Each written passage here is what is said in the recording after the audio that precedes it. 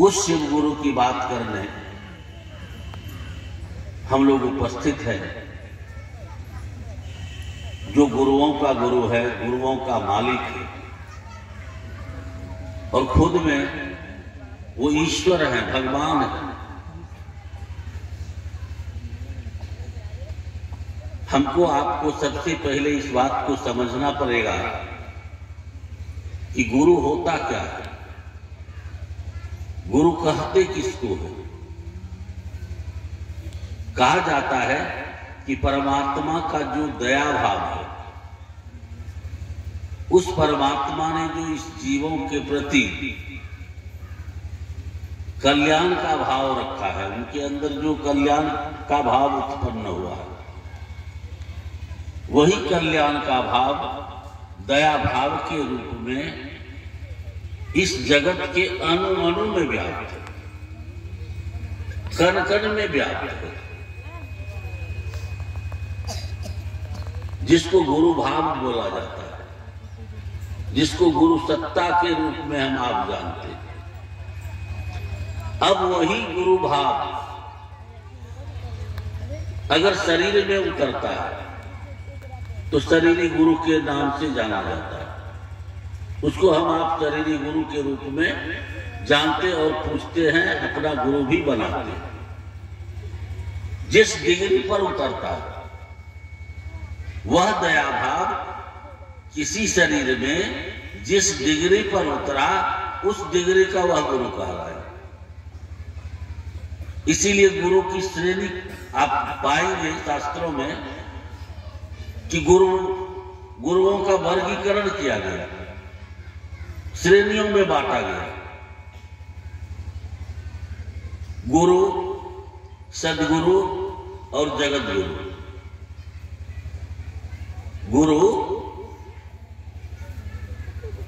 के बारे में कहा जाता है कि जो क्रिया करवाकर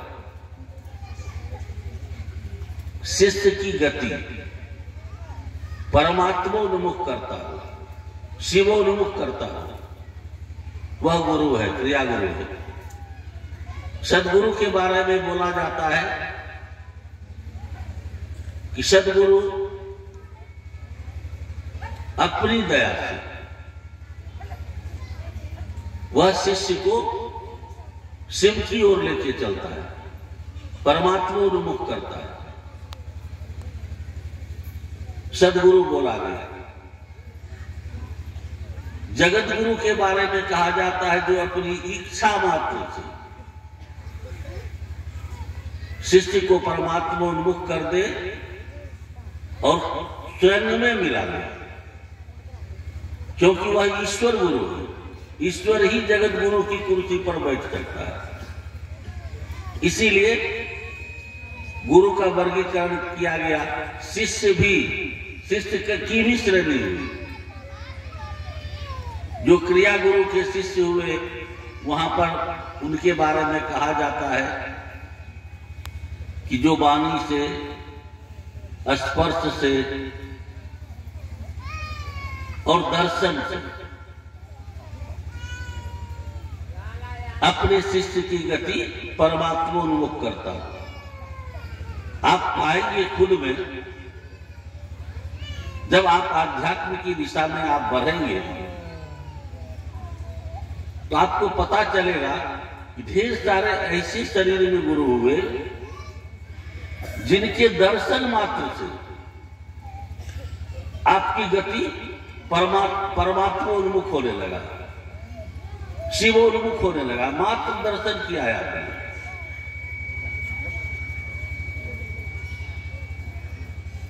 वाणी से, दर्शन से और स्पर्श से बहुत सारे ऐसे लोग मिलेंगे जिनके बातों को सुनकर, जिनके विचारों को सुनकर आपकी गति से वो उन्मुख होने लगे।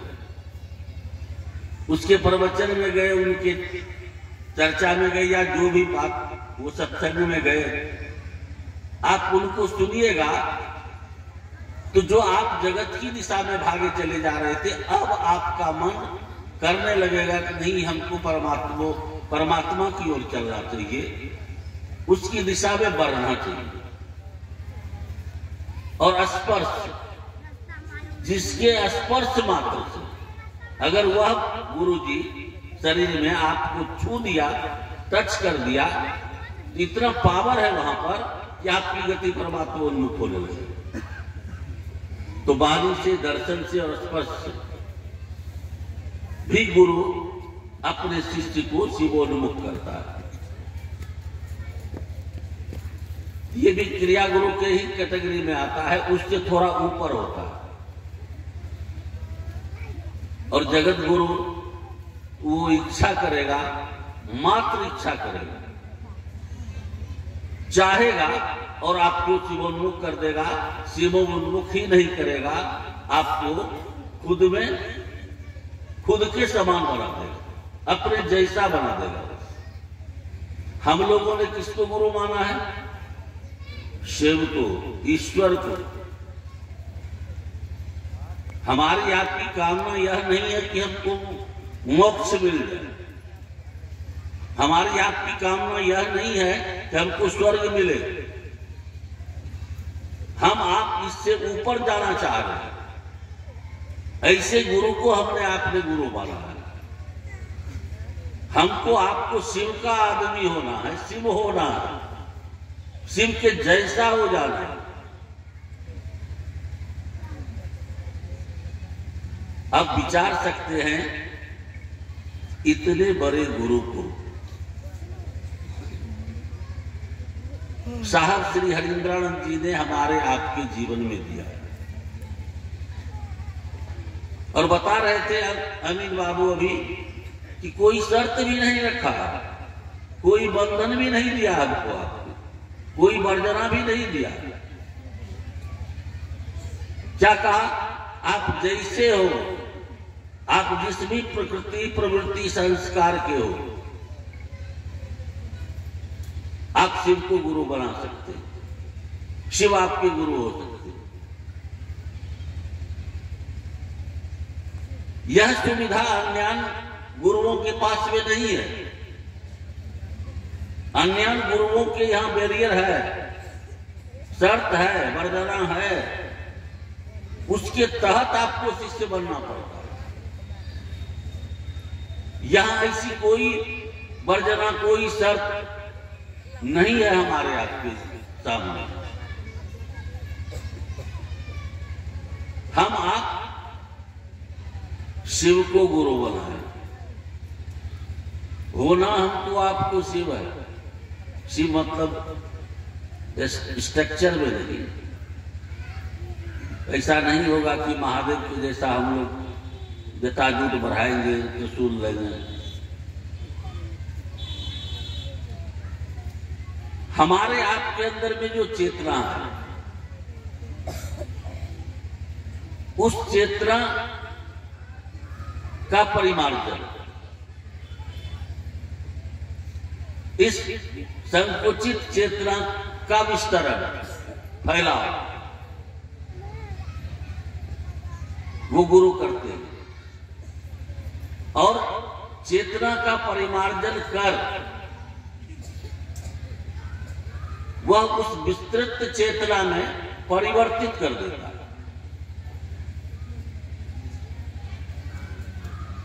और हम आप जानते हैं, सारे लोग जान रहे हैं, यहाँ पर ढेर सारी बातें हुई भी है, सुबह से लेकर के बात ही हो रही है। हमको आपको समझने की जरूरत है। ढेर सारे लोगों ने ढेर तरह का सवाल किया होगा श्री रामपुर की धरती पर, ढेर बातें हुई होंगी। जिस समय आप शिव गुरु की बात को लेकर यहां लोगों के बीच गए होंगे, उस समय में आपने पाया होगा कि ढेर सारे लोग ढेर तरह की बातें आपसे उन्होंने किया होगा कि शिव कैसे गुरु होंगे, शिव कहीं गुरु हुए हैं क्या, वो तो दिखते नहीं है, फिर गुरु कैसे होंगे? और जब दिखते नहीं है तो फिर हमको सिखाएगा कौन, बताएगा कौन? अन्य ढेर सारी बातें। हमको आपको इस बात से स्पष्ट हो जाना पड़ेगा कि गुरु कोई शरीर होता ही नहीं है। ऐसा नहीं समझिएगा कि गुरु का शरीर में होना अनिवार्य है, बिल्कुल नहीं। गुरु तो एक भाव सत्ता है। मैंने कहा ही कि परमात्मा का दया भाव ही गुरु भाव है। इस जीवों के कल्याणार्थ जो उस ईश्वर के अंदर में करुण भाव उत्पन्न होता है, दया का भाव उत्पन्न होता है, वही दया भाव गुरु भाव है, गुरु सत्ता है, गुरु पद है। गुरु को शरीर में होना कहीं जरूरी नहीं है। और इसीलिए आप पाते होंगे कि ढेर सारे शरीर में गुरुवाई का काम करने वाला लोग आज शरीर में नहीं है। आज मौसंदर दिख रहे हैं क्या शरीर में? आज रामकृष्ण देव शरीर में है क्या? आज बुद्ध और महावीर शरीर में है क्या? नहीं है। ढेर सारे तथाकथित स्वनाम धन्य गुरु भी आज शरीर में नहीं है, लेकिन उनकी गुरु परंपरा तो निर्विघ्न रूप से चल रहा है। आज भी उनके शिष्य हो रहे हैं। आप चलेंगे लोगों के बीच तो आप पाएंगे लोग कहेगा कि हम फल्ला जी के शिष्य हैं, और उनके गुरु शरीर में नहीं है। तो फिर विचारिए, जब उनके गुरु शरीर में है ही नहीं तो उनको कौन सिखा रहा है, कौन बता रहा है, कौन उनको लिए चला जा रहा है? यह इस बात को प्रमाणित करता है ना कि गुरु का शरीर में होना अनिवार्य नहीं है। बिना शरीर में रहे भी गुरु अपने शिष्यों में जान और सामर्थ्य उतारता है। उनका यह सवाल तो वहीं पर खत्म हो जाता है। अब महादेव शरीर में नहीं है, शिव शरीर में नहीं है। लेकिन आज करोड़ों लोग इस बात की गवाही दे रहे हैं ना कि जब से मैंने शिव को गुरु माना है, मेरे जीवन में अमूल चूल परिवर्तन हुआ। जब से मैंने शिव को गुरु माना है, हमने ये अनुभव किया। आज करोड़ों लोग हैं। शास्त्रों में भी आपको ढेर सारे लोग मिल जाएंगे। शास्त्रों की क्या बात करनी, कहा तो यहां तक जाता है कि इस जगत में, इस धरती पर ज्ञान फैलाने का काम अगर किसी ने किया तो वह शिव के ही लोग हुए हैं, शिव के ही शिष्य हुए, दूसरा कोई नहीं हुआ।